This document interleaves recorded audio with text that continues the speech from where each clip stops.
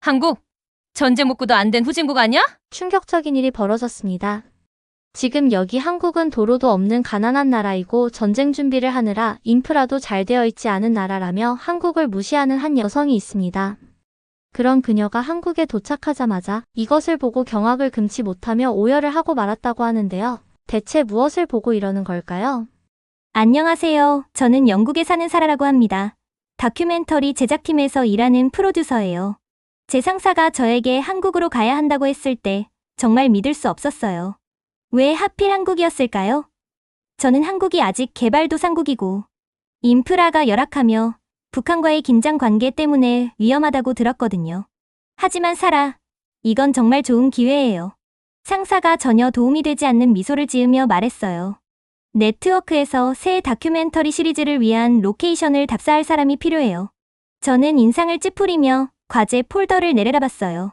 한국에서 한 달 내내요? 어떻게 해야 할까요? 저는 딸도 걱정해야 했어요. 엠마는 겨우 10살이고 건강 문제가 있었거든요. 자율신경 기능 장애가 있어서 참을미를 쉽게 하고 특별한 돌봄이 필요했죠. 엠마를 그냥 두고 갈 수는 없어요. 제가 말했어요. 물론이죠. 상사가 재빨리 대답했어요.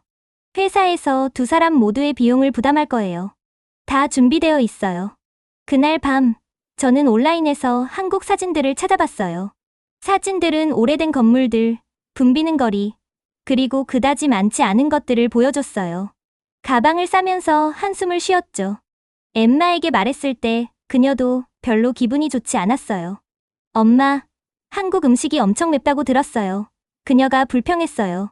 그리고 저기 있는 사람들 말을 이해할 수 있을까요? 우리가 알아낼 거야. 제가 약속했지만 저 자신도 확신이 없었어요. 결국 저희는 한국으로 향했습니다. 비행은 길고 지쳤어요. 엠마는 대부분 잠을 잤고 저는 우리를 기다리고 있는 것에 대해 걱정했어요. 엠마가 아프면 어떡하지? 우리가 길을 찾지 못하면 어떡하지? 호텔이 더럽거나 불안전하면 어떡하지? 마침내 인천공항에 도착했을 때 저는 최악의 상황에 대비했어요. 하지만 비행기에서 내리자마자 제 턱이 떨어졌어요. 이건 제가 예상했던 것이 전혀 아니었어요. 공항은 거대하고 티 하나 없이 깨끗하고 초현대적이었어요. 디지털 스크린이 어디에나 있었고요. 바닥은 너무 반짝거려서 거의 제 모습이 보일 정도였어요. 이건 내가 예상했던 게 아니야. 저는 아직도 모든 것을 받아들이려고 노력하며 중얼거렸어요. 그러다 우리 전화기를 위한 유심카드를 사러 갔을 때 심장이 내려앉았습니다. 엠마에게서 단 1초 동안만 눈을 뗐는데 다시 돌아보니 그녀가 사라졌어요. 공포가 트럭처럼 저를 덮쳤어요. 엠마, 저는 미친 듯이 빙글빙글 돌며 소리쳤어요. 제 마음은 즉시 최악의 시나리오로 뛰어들었어요. 아동 인신매매는 여전히 많은 국가에서 문제였고 공항이 그런 범죄의 주요 장소라고 들었거든요. 저는 미친 사람처럼 카운터 뒤와 좌석 아래를 확인하며 돌아다녔어요. 그때 한국인 남성이 저에게 다가왔어요. 아이를 찾고 계신가요? 그가 완벽한 영어로 물었어요. 저는 의심스러워하며 뒤로 물러섰어요. 그는 어떻게 알았을까요? 그가 관련되어 있나요? 제발, 저는 애원했어요. 만약 당신이 제 딸이 어디 있는지 알고 있다면 그냥 그녀를 돌려주세요. 당신이 원하는 건 뭐든지 할게요. 그 남자는 놀란 표정을 지었어요. 저는 당신 딸을 데리고 있지 않아요. 한국에서는 아동 납치가 잘 일어나지 않아요. 안내 방송을 들어보세요. 영국 소녀가 미아 보호구역에서 기다리고 있다고 말하고 있어요. 저는 머리 위로 나오는 안내 방송을 전혀 알아채지 못했어요. 그 남자의 지시를 따라 미아 보호구역으로 서둘러 갔고 거기서 엠마가 간식을 먹고 누군가의 전화로 비디오를 보며 차분하게 기다리고 있는 것을 발견했어요. 엠마, 저는 그녀를 꽉 안았어요. 무슨 일이 있었어? 어디 갔었어? 멋진 옷을 입은 사람들을 보고 따라갔어요. 그녀가 간단히 설명했어요. 그러다가 엄마를 찾을 수 없다는 걸 깨달았는데 이 친절한 사람들이 저를 여기로 데려와서 간식을 주고 제가 기다리는 동안 비디오를 보게 해줬어요. 저는 말문이 막혔어요. 런던에서는 미아가 무시되거나 더 나쁘게는 표적이 될 수도 있어요. 여기서는 낯선 사람들이 돕기 위해 자기 길을 벗어났어요. 공항을 나오는 길에 엠마가 갑자기 표지판을 가리켰어요. 엄마, 봐요. 여기 공항 안에 지하철이 있어요. 저는 표지판을 확인하고 다시 한번 충격을 받았어요. 공항에는 도시로 직접 연결되는 지하철이 연결되어 있었어요. 어떻게 그런 일이 가능할까요? 다른 나라들처럼 택시를 타고 운전사들과 흥정해야 할 줄 알았어. 저는 혼잣말로 중얼거렸어요. 우리는 공항 지하철을 탔는데 깨끗하고 빠르고 어디에도 낙서가 없었어요.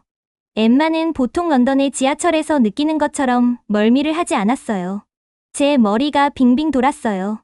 한국은 제가 상상했던 것과 전혀 달랐어요. 이건 우리가 이곳에 온 첫 시간이었고, 이미 제가 알고 있다고 생각했던 모든 것이 틀렸다는 것이 증명되고 있었어요. 빠른 지하철 탑승 후 저희는 서울에 있는 호텔에 도착했어요. 호텔은 명동이라고 불리는 도시의 번화한 지역에 있었습니다. 저는 우리 방이 작고 기본적일 거라고 예상했는데, 문을 열었을 때 제 눈을 믿을 수 없었어요. 와! 엠마가 안으로 뛰어들며 소리쳤어요. 엄마, 창문이 바닥에서 천장까지 있어요. 그녀 말이 맞았어요. 우리 방에는 도시의 놀라운 전망을 보여주는 거대한 유리벽이 있었습니다. 높은 건물들이 제가 볼 수 있는 한 멀리 뻗어 있었고, 그들의 불빛이 저녁 하늘에서 반짝이고 있었어요. 방 자체는 현대적이고 깨끗했으며, 2개의 편안한 침대와 새 것처럼 보이는 욕실이 있었습니다. 이게 맞을 리가 없어. 저는 예약 내역을 다시 확인하며 말했어요. 이건 고급 객실 같은데. 우리는 일반 예산으로 묵고 있잖아. 짐을 풀고 나서 엠마는 배가 고프다고 했어요. 이미 저녁 7시였고 저는 대부분의 가게들이 문을 닫았을까 걱정했어요. 런던에서는 많은 레스토랑들이 평일에는 일찍 문을 닫거든요. 뭔가 먹을 것을 찾으러 가자. 저는 낯선 도시를 밤에 헤매는 것에 대해 긴장하면서도 말했어요. 밖으로 나서자마자 음식을 찾는 것에 대한 걱정은 사라졌습니다. 거리는 사람들, 밝은 불빛, 그리고 셀 수 없이 많은 음식 가판대로 활기가 넘쳤어요. 맛있는 음식 냄새가 공기를 가득 채웠습니다. 저게 뭐예요? 엠마가 어떤 종류의 팬케이크를 만들고 있는 여성이 있는 가판대를 가리키며 물었어요. 모르겠어. 하지만 냄새가 정말 좋네. 우리는 가판대에 다가갔고 저는 손짓을 사용해 그들이 무엇을 팔고 있는지 물어보려고 했습니다. 놀랍게도 판매자는 미소를 지으며 영어로 대답했어요. 이건 호떡이에요. 안에 꿀과 견과류가 들어간 달콤한 팬케이크예요. 아주 인기 있는 한국 길거리 음식이죠. 한번 드셔보실래요? 우리는 열심히 고개를 끄덕였고 그녀는 우리 각자에게 뜨거운 황금빛 팬케이크를 건네주었습니다. 한 입 베어 물었을 때 달콤한 꿀이 제 입안을 가득 채웠어요. 이건 제가 지금까지 먹어본 것 중 최고예요. 엠마가 턱에서 꿀이 흘러내리면서 외쳤어요. 우리는 계속해서 거리 시장을 탐험하며 다양한 음식을 시도했습니다. 대부분의 판매자들이 최소한 약간의 영어를 알고 있어서 제가 예상했던 것보다 훨씬 쉽게 돌아다닐 수 있다는 것에 놀랐어요. 식사 후 우리는 호텔로 다시 걸어갔습니다. 그때 저는 이상한 점을 발견했어요.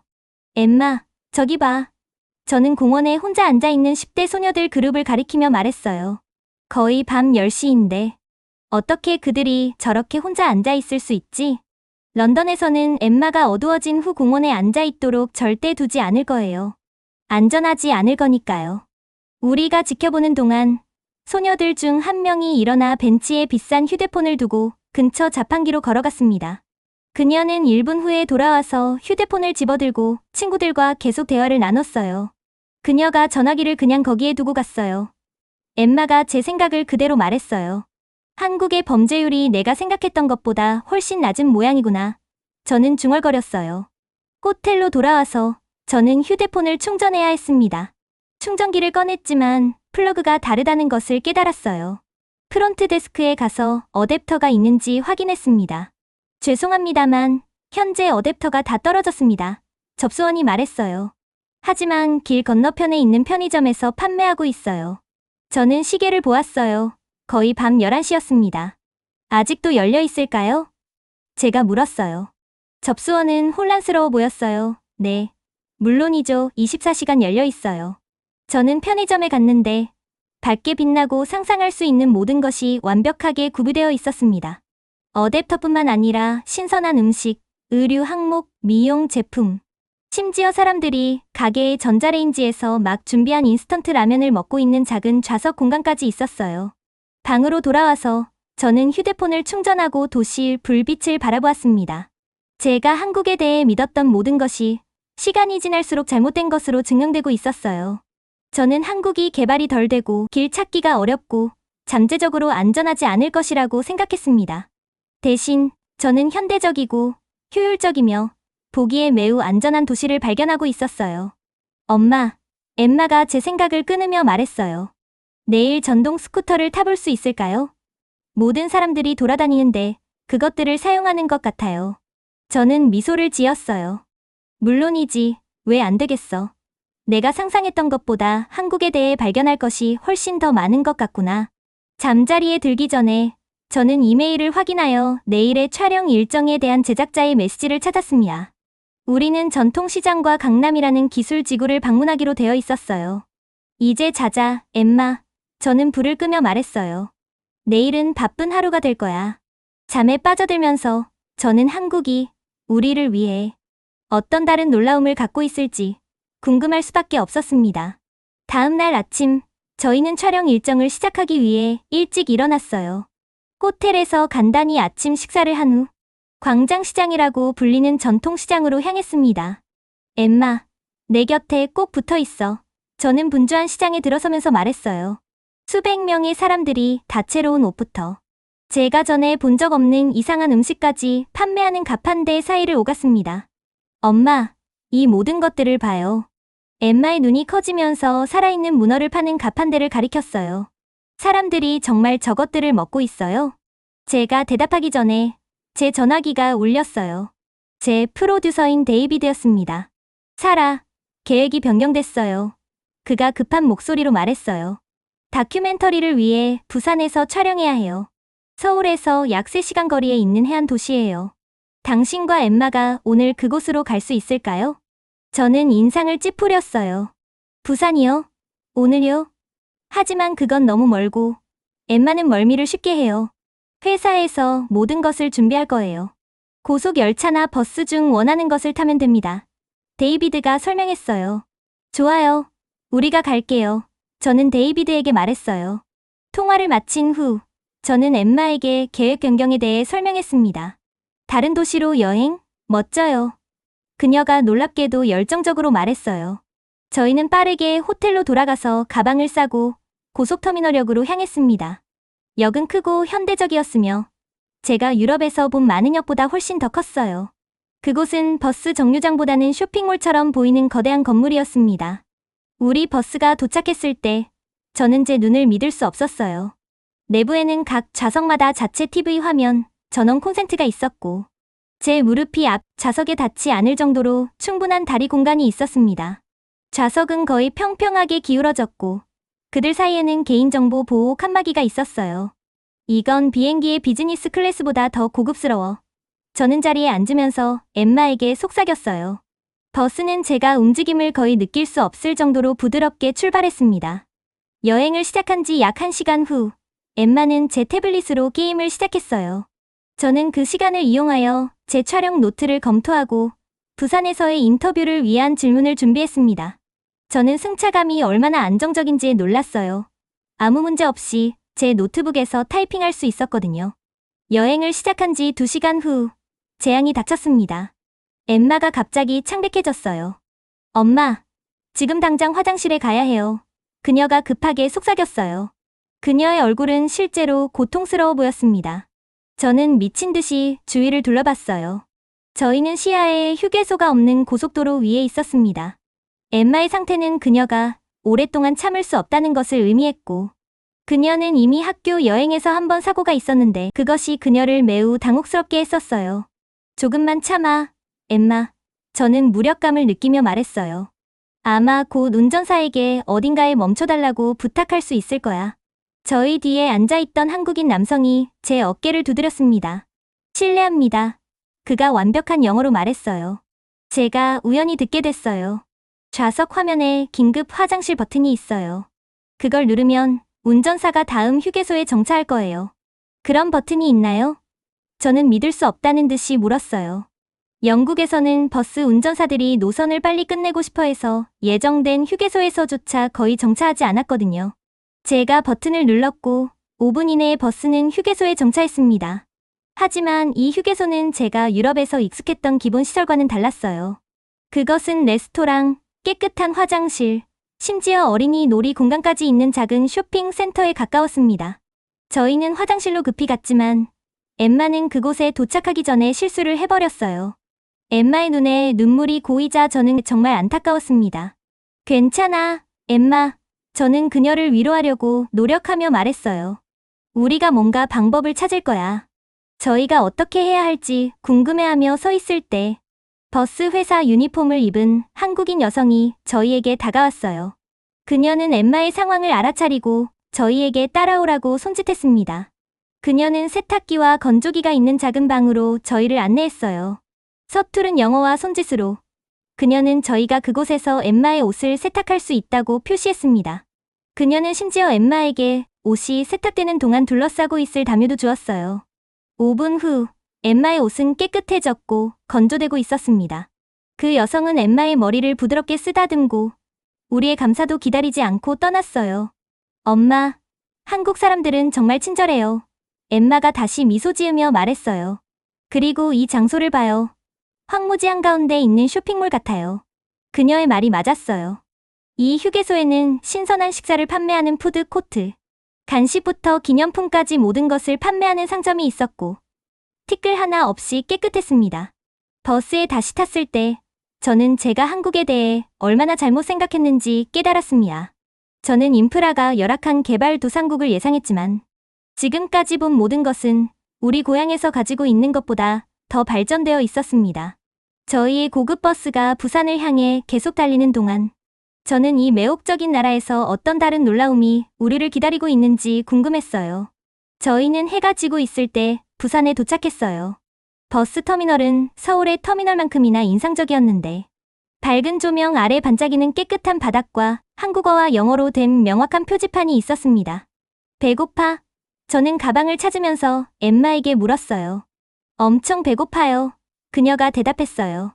지금 당장 뭔가 먹을 수 있을까요? 친절한 안내 데스크 직원이 저희를 해산물로 유명한 근처 식당으로 안내해 주었습니다. 그녀의 설명에 따르면 부산은 바다에 위치해 있어 한국에서 가장 신선한 생선으로 알려져 있다고 했어요. 하지만 엄마, 전 생선을 좋아하지 않아요. 엠마가 식당을 향해 걸어가면서 속삭였어요. 일단 한번 살펴보자. 저는 말했어요. 다른 선택지도 있을 거야. 식당은 현지인들로 가득 차 있었어요. 친절한 웨이터가 저희를 테이블로 안내하고 사진이 있는 메뉴를 건네주어 한국어를 모르더라도 쉽게 주문할 수 있었습니다.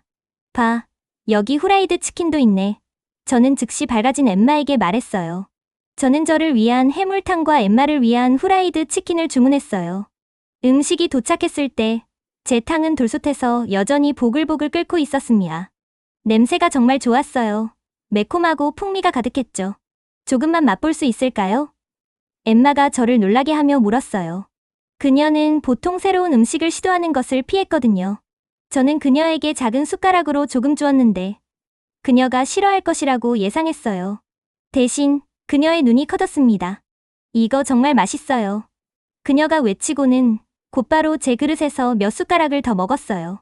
저녁 식사 후 저희는 해운대 해변 근처에 있는 호텔에 체크인했는데 해운대는 한국에서 가장 유명한 해변 중 하나라고 합니다.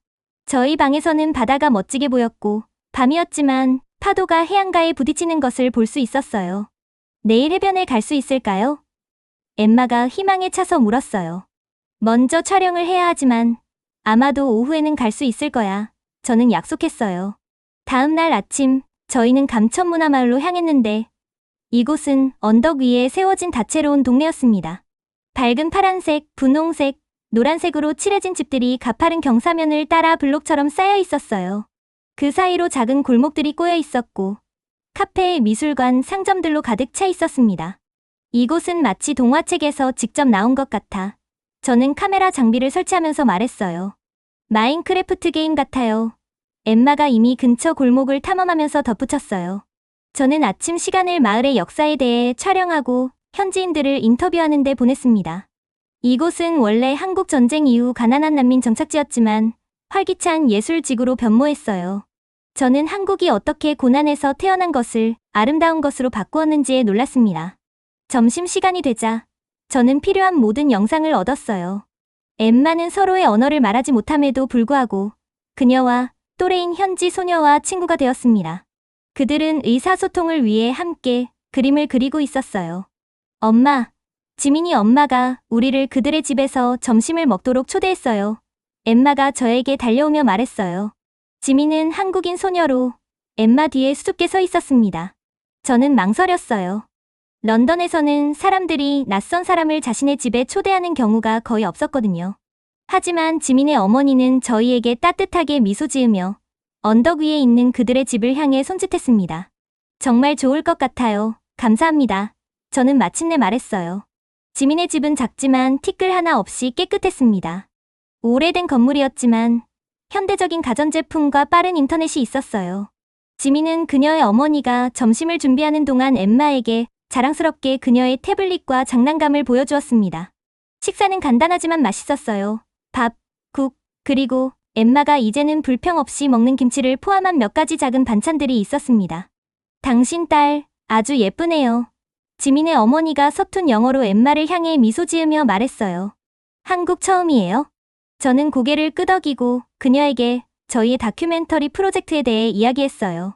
그녀는 주의 깊게 듣고 그런 다음 전화기를 꺼내 부산 곳곳에서 찍은 아름다운 사진들을 보여주며 저를 놀라게 했습니다. 이 장소들 촬영하세요.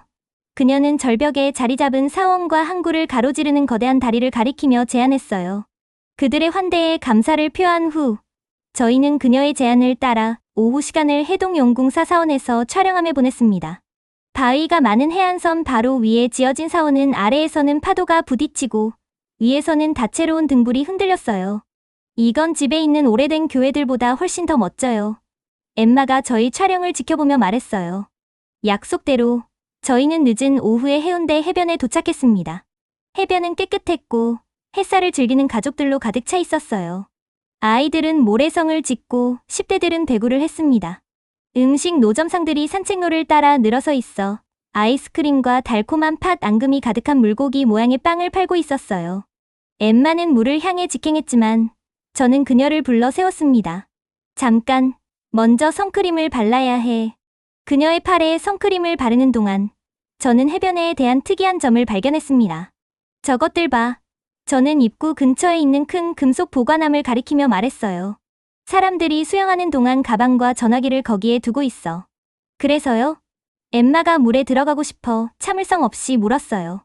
브라이튼에서는 그렇게 귀중품을 방치해 둘 수 없어. 누군가가 순식간에 훔쳐갈 거야. 엠마가 눈을 굴렸어요. 엄마, 계속 그런 말씀을 하시네요. 하지만 한국은 영국과 달라요. 여기는 다른 곳이에요. 저는 그녀가 파도 속으로 첨벙거리며 들어가는 것을 지켜보았고 그녀의 말이 맞다는 것을 깨달았어요. 저는 모든 것을 고향과 비교하는 것을 멈추고 그저 한국을 있는 그대로 감사해야 했습니다. 현대적이고 효율적이며 그리고 사람들의 친절함으로 저를 반복적으로 놀라게 한 나라였어요. 해가 바다 위로 지기 시작하면서 하늘을 찬란한 주황색과 분홍색으로 물들이자 저는 마지막으로 한 번 더 카메라를 꺼냈습니다. 이것은 다큐멘터리를 위한 영상이 아니었어요. 이것은 저를 위한 것이었고 제가 세상을 보는 방식을 바꾸고 있는 이 예상치 못한 여정을 기억하기 위한 것이었습니다. 저희는 한국에서의 마지막 날들을 서울에서 촬영하며 보냈어요. 저는 다큐멘터리 계획을 완전히 바꾸었습니다. 전통 문화 대신 한국이 풍부한 역사와 최첨단 기술 사이에서 어떻게 균형을 이루고 있는지 보여주기로 결정했어요. 엄마, 정말 내일 떠나야 해요? 엠마가 가방을 싸면서 물었어요. 더 오래 머물고 싶어요. 알아, 엠마. 하지만 우리는 런던으로 돌아가야 해. 너는 학교도 있고 이 영상을 편집해야 하거든. 엠마는 한숨을 내쉬며 침대에 누웠어요. 하지만 저는 여기서 친구들을 사귀었어요. 그리고 더 많은 한국 음식을 시도해보고 싶어요. 저는 미소를 지었어요. 저희가 도착하기 전 그녀가 한국 음식에 대해 얼마나 긴장했었는지 기억하면서요. 이제 그녀는 매운 떡볶이에 완전히 빠져 있었습니다. 마지막 아침, 저희는 전통 찻집을 방문했어요. 노인 주인이 한국 차를 마시는 올바른 방법을 가르쳐 주었습니다. 차를 마시면서 저는 한국에서 배운 것들에 대해 생각했어요. 저는 많은 잘못된 생각을 가지고 왔었습니다. 한국이 개발이 덜 되고 위험하며 길 찾기가 어려울 거라고 생각했어요. 대신 저는 여러 면에서 영국보다 더 발전된 나라와 믿을 수 없이 친절한 사람들을 발견했습니다.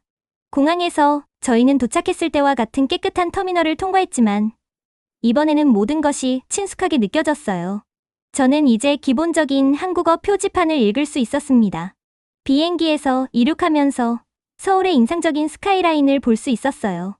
높은 건물들이 멀리 뻗어 있었고 배경에는 산들이 그리고 도시를 가로지르는 한강이 있었습니다. 그리울 거예요. 엠마가 창밖을 바라보며 조용히 말했어요. 나도 그래. 저는 인정했어요. 엠마는 빨리 잠들었지만 저는 깨어 있으면서 카메라의 사진들을 살펴봤어요. 저희가 담아낸 많은 놀라운 순간들이 있었습니다. 다채로운 사원들, 초현대적인 도시들, 아름다운 해변들, 그리고 가장 중요한 것은 친절한 사람들이었어요.